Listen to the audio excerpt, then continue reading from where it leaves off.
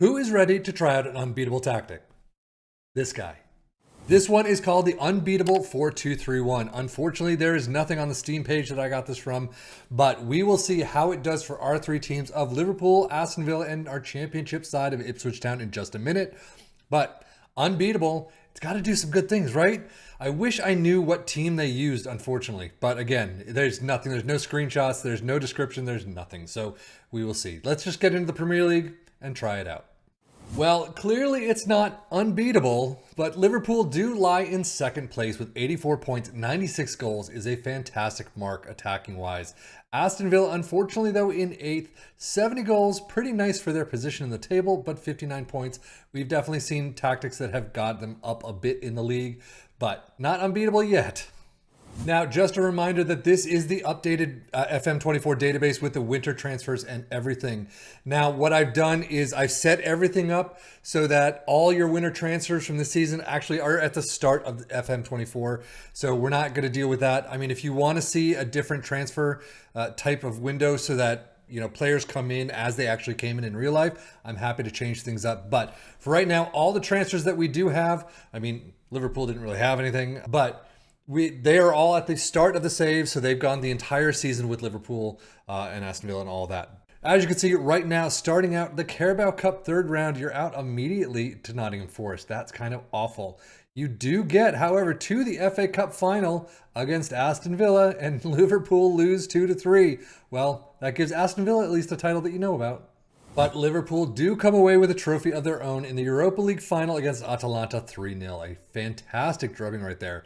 Overall, Liverpool comes up in second place. It's kind of where they expect to be. You're only the 1 point behind Manchester City, so it must have been a tough crowd this season. But second place, a fantastic attacking tactic so far. Europa League winner, FA Cup runner-up. Okay, whatever. Carabao Cup is awful, but overall, it seems to be a successful season.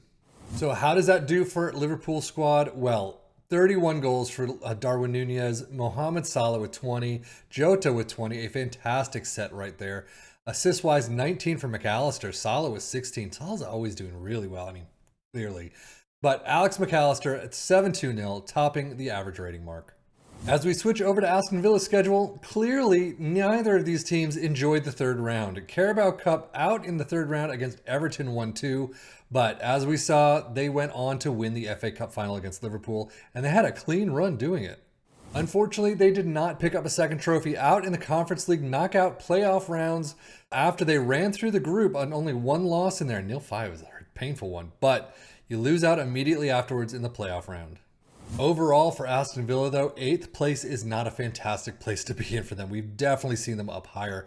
They do have Europa League next season, but unfortunately, yeah, everything else in the Premier League, not great. Conference League, not great as you're knocked out in the playoff rounds. FA Cup, you get the trophy. That is a fantastic trophy to get. Carabao Cup, you'd rather forget, though.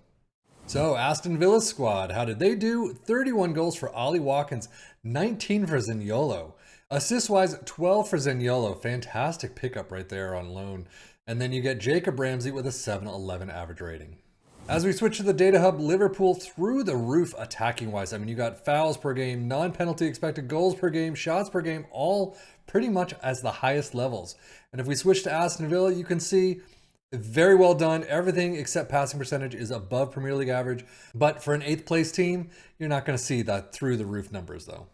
Premier League stats, Liverpool, clear winners, 96 goals in first place. Aston Villa all the way down in 6th with 70, but 8th place, that's not too bad of a number, I guess. Fewer shots against, Liverpool in 4th with 326. Most possession, Liverpool with 52%. That is not a great mark. We've definitely seen them with higher. Dribbles made, Aston Villa in 7th with 647. Most tackles won, no is ever there. Same with best pass completion on these types of tactics. Most shots for, Liverpool in 1st with 610. Aston Villa in 4th with 511. And there you go. But as we change our sights to Ipswich Town in the championship, you can see they actually go the way of Liverpool this time around. Usually it's kind of the other way around.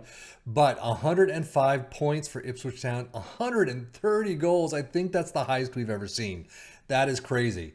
2 points off of Leeds. You're in second place. You're automatically promoted. This is no doubt a fantastic season. Well, they actually did okay in the Carabao Cup, losing out to Wolves in penalties in the third round. I mean, they all got to the third round and lost out, but still. FA Cup third round, though, against Leicester, you're out immediately. Overall, for Ipswich Town, a fantastic outing in the championship, rising to second. That is a great place to finish off. No need to go into the playoffs. Just get straight promoted to the Premier League, and you're golden. FA Cup, Carabao Cup, you're not expected to do much. You really didn't, but that's okay. So Ipswich Town's squad, you can see 17 goals for Wes Burns, Chaplin with 15, George Hurst all the way down with 5. He did not play much at all. Assist-wise, 22 for Leif Davis. Average rating 7.34 for Leif Davis. Great job by him. Unfortunately, George Hurst not having the season he usually has. Championship stats-wise, though, they're not here all that much. I mean, there are usually some categories they're not here, but most goals, tops of the league, clearly 130 goals. That is insane. Few shots, they're in there in 5th with 402, and then 6th place with most dribbles made, 746, and then kind of a blank space until most shots were in 2nd.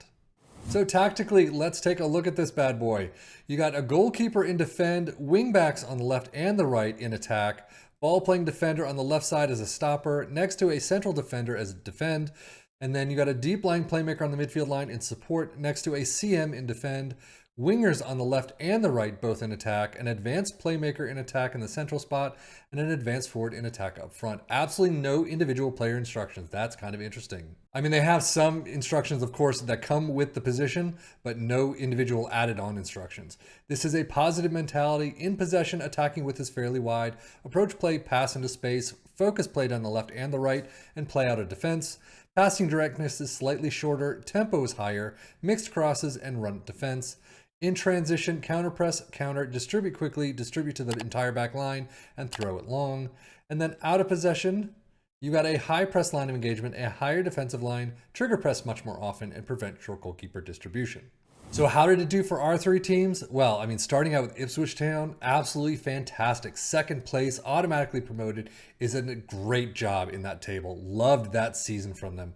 Liverpool, 2nd place, it's kind of where you expected to be anyway.